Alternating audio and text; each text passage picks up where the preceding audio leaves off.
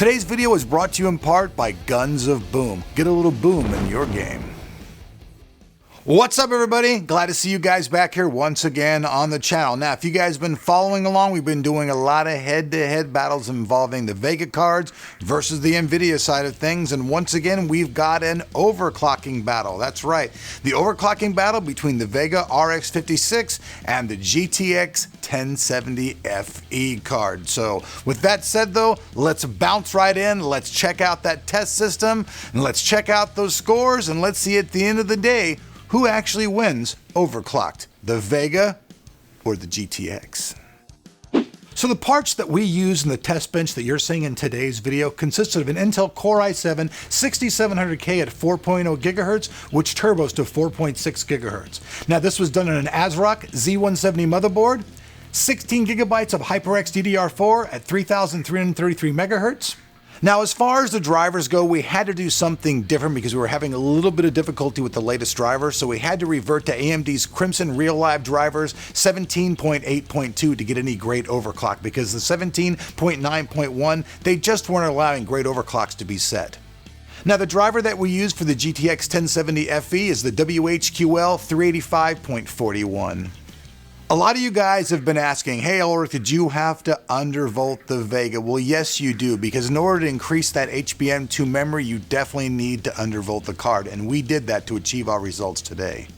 We did, however, clock that HBM2 memory as far as it will go. That's at 1200 millivolts, and that's the most that you can do right now with Wattman. Now, to get a better overclocking result, we supplied the maximum plus 50% power limit. We also tuned the temperatures to their highest and maximum values, and we also did this with the fans at 100%. With the Vega 56, we were able to get a core overclocking score of 1632 MHz and a memory overclock to 985 MHz. The temperatures themselves never even reached close to 80°C, but that was at the fan set at 100%. And let me just tell you guys, the fan is quite annoying set at 100%. Anybody ever heard of a hairdryer? Now with the GTX 1070, we added 140 MHz to the core clock, and we were able to achieve a maximum overclock with the GPU boost of 2012 MHz. The memory was also overclocked on the 1070. We added 520 MHz to achieve a 4519 MHz final stable memory clock. And the GPU remained relatively cool, staying in the mid-70°Cs the entire time. Alright guys, so before we jump in and check out those benchmarks and the conclusions, I know that we all love to play mobile games, right? I mean, who doesn't like a good game on their phone? So with that said, let's check out Guns of Boom. Alright folks, I usually would not say this, but I can honestly say I haven't played a mobile game quite like Guns of Boom ever before. I mean, it's a first-person PC shooter game only on your mobile device. And with non-stop player versus player action, including clan battles, you can get that desktop PC shooter feel right in the palm of your hands. And the controls are super easy and simple to use. Shooting and moving around the map was a blast. And with the auto fire option, all you have to do is get the enemy within your sights and then watch them get blown away. And for an extra challenge, you can turn auto fire off, but even when it was turned off, I could still easily move around and unleash the lead. Speaking of lead, Guns of Boom has a massive selection of weapons, from rifles, machine guns, and shotguns to pistols, knives, and even grenades. This game has it all. You can even collect skins for your guns or customize your character with different masks and costumes. Play Guns of Boom to collect them all. And best of all, you can get Guns of Boom today at Amazon, Google Play, or the App Store. Now with that said, let's jump in and rock out to the benchmark song, and let's check out those benches.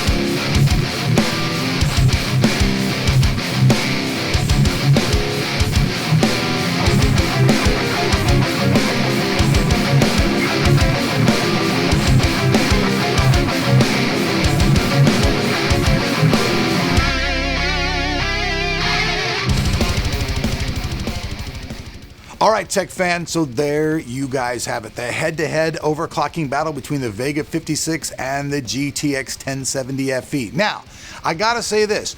Overall, both cards actually scaled pretty damn well, all things considered, because we live in a pretty hot place. We live out in the desert, so getting those great of results in a really hot place, I think is just thumbs up all around. Now, the Vega card, although it does score better, it does require a lot more power, and it requires that fan to be on at 100%, which is actually quite noisy. And let's just face it, it takes a whole hell of a lot of wattage just to run the Vega. I mean, think about it. In the old days, you overvolted to overclock, and now you undervolt to overclock. So things have kind of gone, 2 steps forward and 1 step back, I feel, with that stuff. But still, at the end of the day, it's really nice to see that the RX Vega can overclock that well. I wasn't really expecting it to do as well as it did, but you guys can see, as far as overall performance goes in an overclocked state, with both cards pushed to their maximum values, the Vega 56 came on top of the 1070 Fe. So at the end of the day, if overclocking is your thing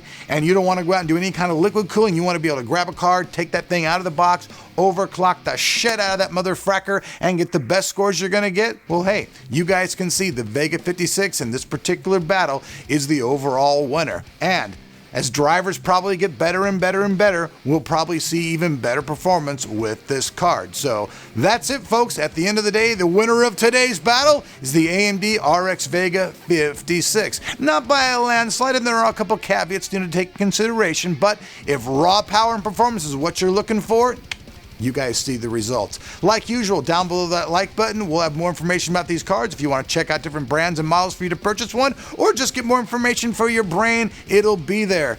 Peace out, my brothers and sisters of tech.